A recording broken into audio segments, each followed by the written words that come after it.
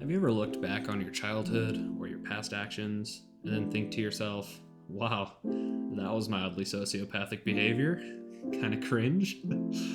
Well, recently, after binging some incredible true crime documentaries about psychopaths, which often discuss the early childhood of the killers and their childhoods, and how they shaped who they eventually became, I found myself wondering about my own childhood growing up, and I was unfortunately led to the conclusion that, why yes, I could be a little crazy sometimes.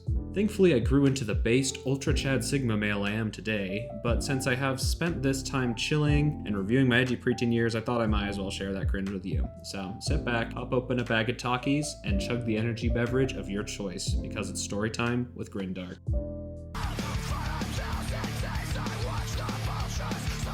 Now, I first ran into Minecraft at my friend Enoch's house when I was younger.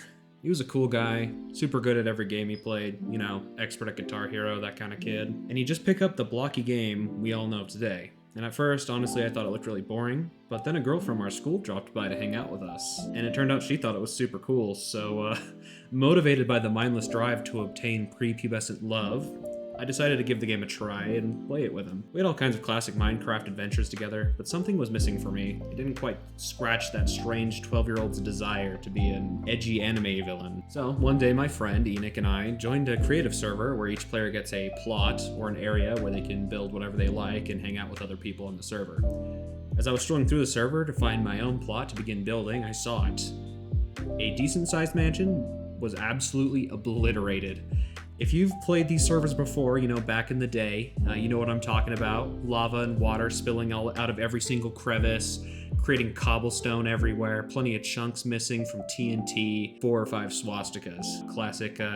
Classic Minecraft. And I burst out laughing and asked Enoch, yo, what am I seeing? He explained that someone griefed the mansion's owner. They messed with his house. And it was at that very moment I knew my calling, my destiny, if you will. I was gonna mess with people too in a block game. And so I started to raise grief all over the server. Some of the more memorable stunts I pulled off was offering to put a working redstone doorbell into some guy's mansion. But I rigged the doorbell not only to ring, but to also blow up half of his house, which was really funny in retrospect. I made a so-called noise machine in the ground of someone else's plot, which used a massive amount of pistons and a redstone repeater, I think. And it just made a ton of noise. It was super irritating, and if you hide it well enough, the plot owner would have to spend some time trying to find it, which was obnoxious. And of course, it was always fun just gaslighting him, I don't hear anything. Adding some big meaty schlongs, as it were, to some people's statues was always a classic. I remember befriending some plot owner over at least 3 months. We were starting chatting about whatever 13-year-olds on the internet chat about, some sort of degenerate nonsense, I'm sure. We started building all kinds of stuff together. Then right when she and her Minecraft boyfriend started to argue, I trashed her plot and left hints pointing to her online significant other, and then they broke out. And I just thought that was so funny, I guess. I had such a problem when I was 13. Oh my gosh. You need to understand, though, that in my evil little brain at the time, online relationships were about as real as the Loch Ness Monster, and I could justify destroying anything. I mean, destroying blocks was explicitly put in the game, so.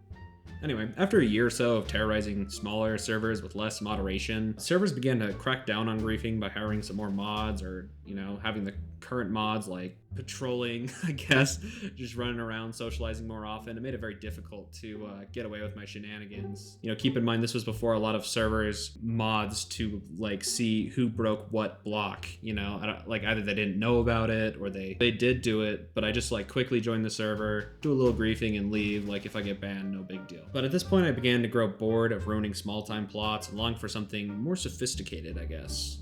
So I began to scour the alleyways of various servers for like-minded quiet kids from the back of classrooms all over America. And we started a little trolling organization. This reignited my passion for Minecraft, as an administrative role was perfect vibe for a young neckbeard like myself. And so, with a full-blown crew at my disposal, we would grief multiple targets at once, or even cause the absolute devastation of one particular target. I recall being particularly proud of getting one server's admin to kind of, look the other way when we were messing with people. Found out through the pipeline that he had some sort sort of e-crush on one of my griefing friends. So I had her flirt with him, you know, so he turned a blind eye to our shenanigans, and she was more than happy to do it. That helped us get away with all kinds of stuff on that server. But of course, our accounts eventually got caught, but we all had alts who would go on and continue raising our angsty mayhem. One of our creepier missions, if you could call it that, is one of the team befriended one of the admins who banned us just to see what other servers they hung out on, you know, and luckily they did hang out on another creative server. So we got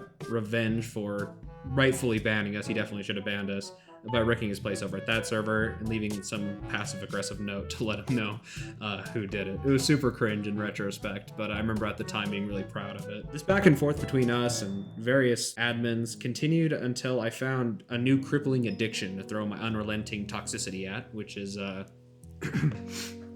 League of Legends.